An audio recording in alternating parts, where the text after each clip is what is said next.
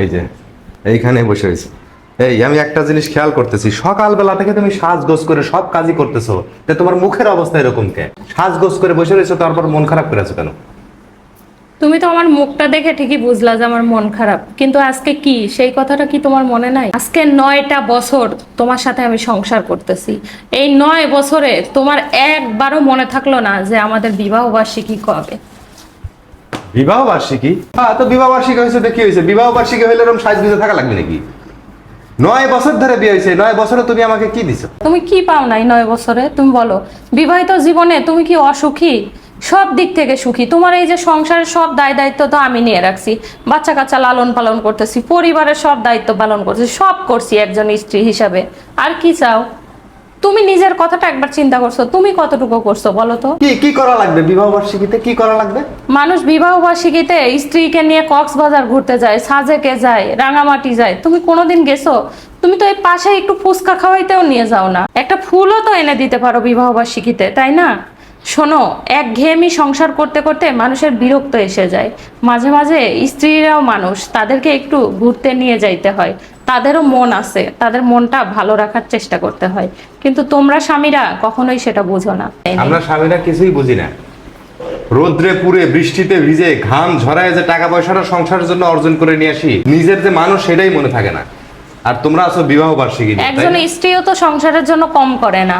আর এই দুইজন মানুষের পরিশ্রম করতে করতে জীবনের প্রতি একটা একঘেয়েমি চলে আসে। এই জন্য স্বামী স্ত্রী দুইজনেরই উচিত মাঝে মধ্যে যে কোথাও থেকে ঘুরে আসা, কিংবা নিজেদের মতো করে একটু সময় কাটানো। Happy marriage anniversary.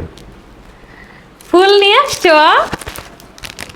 আমি বলে কিছুই খেয়াল করি না। আজকে আমাদের বিবাহ বার্ষিকী, 9 বছর পূরণ হলো। এই 9 বছরে আমি কখনোই ওর কাছ থেকে একটা সিঙ্গেল ফুল কিংবা কোনো কিছু গিফট পাই নাই। আলহামদুলিল্লাহ, 9 বছর পরে ফুল গিফট পাইলাম, আমি অনেক খুশি হয়েছি। Happy marriage anniversary again. এটা আবার কি? আবারও তোমাকে শুভ বিবাহ বার্ষিকীর শুভেচ্ছা নতুন ভাবে। কি কিনে আনছো এটা? স্বর্ণের কোনো কিছু নাকি? খুলে দেখো, তুমি খুলে দেখো। তোমার 9 বছরে নাকি কিছুই দেই নাই। কানের দুল কিনে আনছো তুমি? কেমন লাগলো বলো? অনেক ভালো লাগছে, কিন্তু তুমি এই কানের দুল কিনতে গেছো কেন? কানের দুল তো আমার আছেই। আহা, একটা জিনিস আছে বলে কি আরেকটা জিনিস থাকবে না?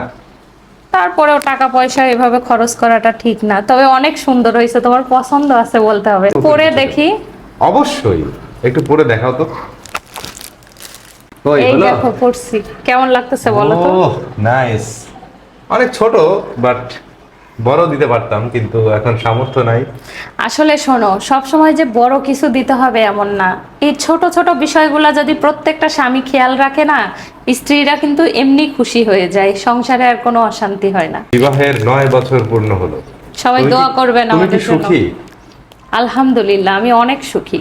আমার মতো সুখী মানুষ পৃথিবীতে আর দুইটা আছে কি না খুঁজে দেখতে হবে। আলহামদুলিল্লাহ, তোমার মুখ থেকে এটা শুনে আমার খুবই ভালো লাগলো। আলহামদুলিল্লাহ।